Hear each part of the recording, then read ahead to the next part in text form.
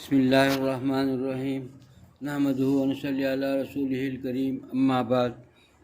دوستو عزیزو، اللہ تعالیٰ نے اپنے پیغمبر اور نبیوں کے ذریعے اللہ نے ہمیں یہ بات بتائی، اور یہ بات نبیوں نے ہم کو تک پہنچایا، سارے امت تک بات آئی کہ ایک ایسا علم ہے جو علم یہ بتاتا ہے کہ ہم ہر حالات کا تعلق عمل سے ہے، یعنی جو حالات آتے ہیں، جو حالات پیش آتے ہیں، اس کا تعلق جو ہے عمل سے ہے۔ یہ چیز بتاتے آئے اور لکھا ہوا، لیکن ہمارے ذہن جو ظاہری چیز پر جاتی ہے نہیں آتی۔ گھر میں پریشانیاں ہیں، بہو اور ساس میں جھگڑے ہیں، نا اتفاقی ہیں، تو ہم کو تو نظر آتا ہے کہ یہ اس وجہ سے ہے، یہ اس وجہ سے ہے، یہ چیزیں ہیں۔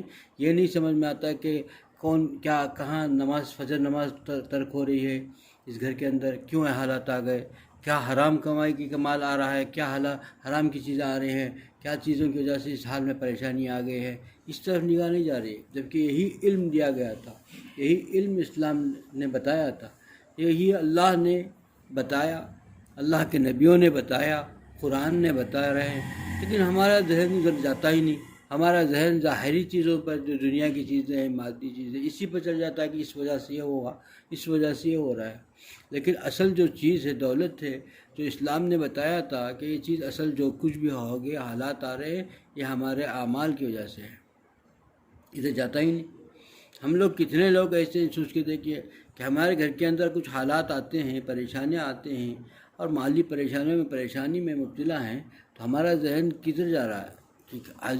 ظاہری اسباب پر جا رہا ہے۔ اس وجہ سے ہمارا آمدنی نہیں ہو رہی ہے، ہمارے جو ہے خیر و برکت نہیں ہے، تنگ دستی ہے، فقر و فاقہ ہے، کھانے میں مشکل ہو رہی ہے۔ ہم سمجھ رہے ہیں اس وجہ سے ہو گیا، اس وجہ سے ہو گیا، اتنی آمدنی نہیں ہوئی۔ اس وجہ یہ نہیں سوچ رہا ہے کوئی آدمی کہ بھئی کون سی بدعمالیاں ایسی ہیں میرے، کون سے گناہ، ایسے کون سی چیزیں ایسی ہیں جس کی وجہ سے اللہ ناراض ہو رہا ہے، یہ پریشانیاں مجھے آ رہے ہیں، کیونکہ ہمارے اعمال کی وجہ سے یہ چیزیں ہیں، لیکن اعمال کی طرف ہماری نگاہ جاتی ہی نہیں ہے، اور ہم تو خالی یہی دنیا کی چیزیں اور دنیا کی جو ظاہری نگاہوں سے نظر آتی ہیں، اسی کو سمجھ گیا ہے۔ یہ تعلیم نہیں ہے۔ اصل تعلیم تو وہ دی گئی تھی کہ ہم کو کہ ہمارا جو بھی حالات ہوں گے، اس کا تعلق عمل سے ہوگا۔ عمل اگر درست ہے اپنے اللہ کے ساتھ، مخالق کے ساتھ، مالک کے ساتھ، تو ہماری جو حالات ہوں گے وہ بھی بہت درست رہیں گے، بہت سازگار ہوں گے، بہت عافیت کے ہوں گے، راحت کے ہوں گے، سکون کے ہوں گے۔ اگر اس سے ہٹ کر کے زندگی ہے تو کسی نہ کسی پریشانیوں کے اندر مبتلا رہے گا، لیکن نگاہ نہیں جا رہی ہے۔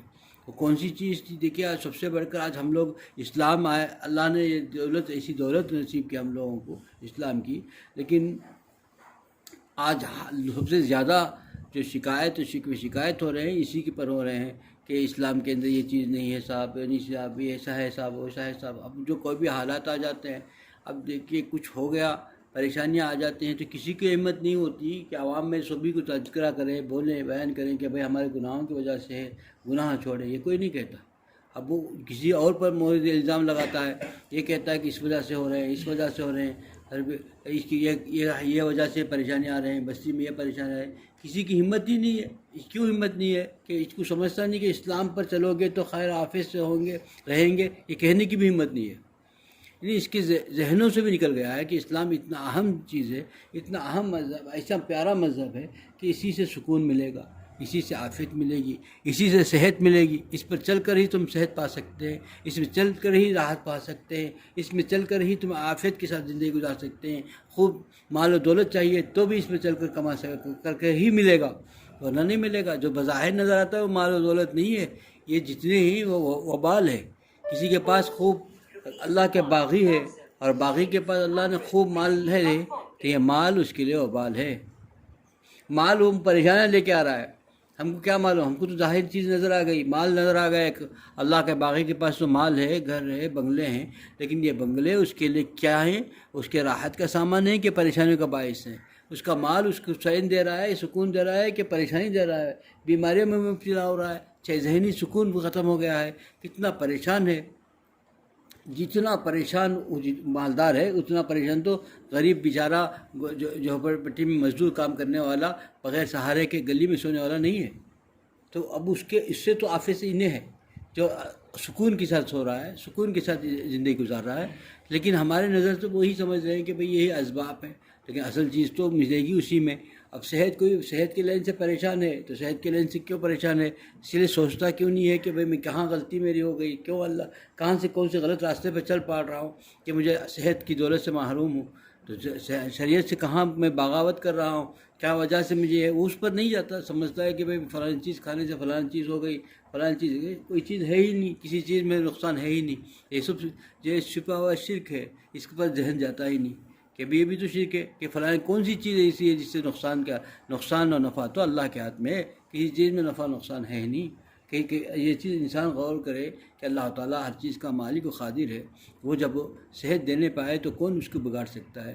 جب اللہ تعالیٰ کا فیصلہ ہی بیماری کا ہو جائے تو کون صحت دے سکتا ہے؟ دنیا کی کوئی طاقت نہیں دے سکتی، کوئی دوا نہیں ایسی ہے جو اللہ تعالیٰ نے جب فیصلہ ہو گیا کہ اس بیماری کا تو پھر صحت دے ہی نہیں سکتی.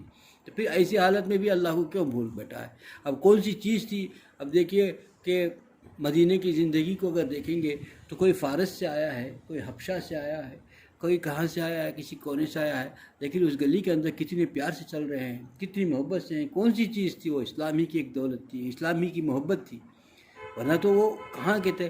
کسی کا رنگ اور روپ نہیں بدل سکتا، اس کا زبان الگ، اس کا جو ہے رنگ کا نقشہ الگ، رنگ روپ الگ ہے، نقشہ الگ ہے، قد و قامت الگ ہے، سب الگ ہے. زبان کسی چیز میں ملاپ نہیں ہے، لیکن اتنی محبت، اتنی جانثاری صرف ایک چیز تھی کہ اسلام سے محبت. اور پھر اسی حالاتوں انہیں کی زندگی کو دیکھیے، مدینے والی زندگیوں کو دیکھیے گا تو پتہ چلے گا کہ باپ کے پاس بیٹی کو دینے کے لیے کچھ نہیں تھا، لیکن اس کے ساتھ جو اس کی شفقت تھی اور وہ محبت تھی وہی اس کے لیے بڑی دولت تھی. اور بیٹے کے پاس کچھ نہیں تھا باپ کے لیے، لیکن جو احترام اور عظمت و اکرام تھا وہی سب کچھ تھا.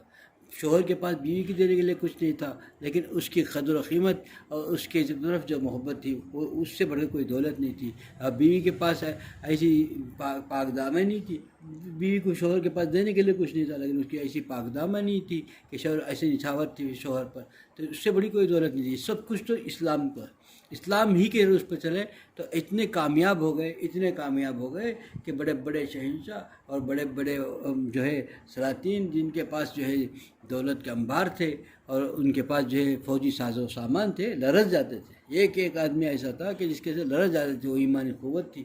اور وہی چیز ہمارے اندر جو ہے بلکہ اس کا فقدان ہے. ہم اس کے اندر بہت کمی محسوس، اس کا احساس نہیں انسان ہے، اس کو پیش و پوش ڈال دیا. آج آدمی جتنی چیزیں ہیں، جو چیز اصل تھی، جو تعلیم اللہ نے دی تھی، اللہ نے جو علم دیا تھا، علم یہی تھا کہ انبیاء سے ملا تھا کہ ہماری زندگی کا ہر چیز کا تعلق، حالات کا تعلق عمل سے ہے.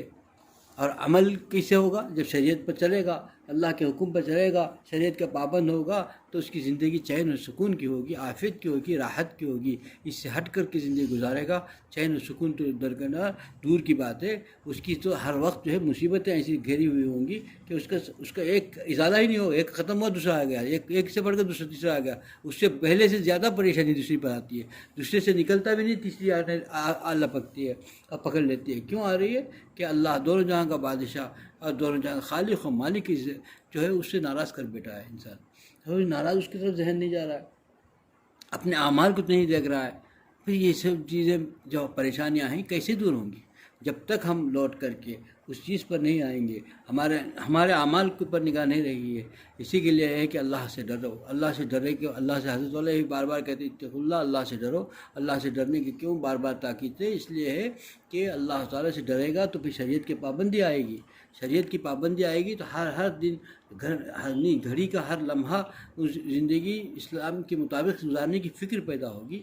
تب اس کو جو ہے عافیت نصیب ہوگی. عافیت کس چیز کا نام ہے؟ کہ سکون ایسی مل جائے کہ چاہے وہ جو ہے چلتے ہوئے راستے میں جھاڑ کے نیچے بھی سو جائے، بغیر یہ ہے نیچے کوئی بستر بھی نہ ہو، بڑی نیند ایسی آئے جو محلوں میں ناصب نہ ہو. آج محلوں تو نظر آتے ہیں، محلوں کے اندر جو پریشانیاں گھسی ہوئی ہیں مصیبتیں گھسی ہوئی ہیں، بیماریاں گھسی ہوئی ہیں، لڑائی جھگڑے جو اندر گھر کے اندر محلوں کے اندر جو عذاب بنا ہوا ہے، اس کا کیا اندازہ ہے؟ اس کا اندازہ ہم لوگوں کو نہیں ہے. ہم تو باہر کی چیزیں دیکھ لیتے ہیں، اندر کی چیز کو دیکھو گے تو پریشان ہو کے بھاگیں گے، کیونکہ ایسی مصیبتوں میں پھنسے ہوئے ہیں. کیوں؟ اس لیے کہ وہ باغی ہیں، اللہ تعالیٰ سے بغاوت کر رکھی ہے. بغاوت کے بعد کبھی چین نہیں پا سکتا. کبھی دنیا کے اندر ہی نہیں ہے تو پھر دونوں جہاں کا بادشاہ کے پاس چین کیسے ملے گا؟ دوستو عزیزو، ہم اپنا جائزہ لیں. اپنا جائزہ لینے کے لیے ضروری ہے کہ پہلے شریعت کا پابند بنیں، اور دل و دماغ کے اندر، اور پہلے اپنے استغفار کی کثرت. اور اسی کے لیے فرمایا گیا چلتے پھرتے اللہ تعالیٰ کی یاد و محبت کو زبان ذاکر اور دل شاکر ہوگا، شکر بجا لائے گا، تبھی فائدہ ہوگا. کیونکہ شکر کی نعمت ہم سے چھوٹ گئی. ہم جو ہے سب سے پہلے آج یہ کیا حالت کیوں آئے ہیں کہ اسلام جو نعمت تھی اللہ نے ہم کو دی، اس کا شکر ہم نہیں لیتے. اس کا شکر نہیں بجا لائیں گے تو اسلام میں چلنا ہمارے لیے آسان کیسے ہوگا؟ کیونکہ ہم اس کو نعمت کو شکر نہیں بجا لا رہے ہیں، ناشکرے بنے ہوئے اس نعمت کا. اب اس نعمت کا، اسلام کی نعمت کا جو ناشکرے ہے، تو پھر اللہ تعالیٰ جو ہے ہم کو پریشانیوں میں، دلدل میں ایسا پھنستا جا رہا ہے انسان کہ اللہ تعالیٰ کے سے دور ہوتے چلے جا رہا ہے. اللہ کے نافرمانی پر جری کیوں ہو رہا ہے؟ کہ پہلا ناشکرہ بنا، نعمت کا ناشکرہ. نعمت کا شکر بجا لائیں گے پھر نعمت پر چلنا آسان ہو جائے گا، اور نعمت پر اللہ کی مدد ہوگی. دوستو عزیزو، ہم میں اس ہر آدمی غور کرے کہ اللہ تعالیٰ کی محبت چاہتا ہے، اللہ تعالیٰ آپ کے ساتھ عافیت کی زندگی چاہتا ہے، اللہ سے مانگ رہا ہے، تو پہلے عافیت اسی میں ہے کہ اللہ تعالیٰ نے جو طریقہ بتایا اس پر چلنے کی کوشش کرے، اور اپنے حال کو اپنے اعمال کا جائزہ لے. تو اعمال صحیح ہے تو پھر ہمارے حالات صحیح ہوں گے. اعمال غلط ہیں تو ہم پریشانی سے کوئی نہیں بچا سکے گا. اللہ مجھے بھی اس عمل کی توفیق عطا فرمائے، آپ لوگوں کو بھی اس عمل کی توفیق عطا فرمائے. وآخر دعوانا الحمدللہ رب العالمین.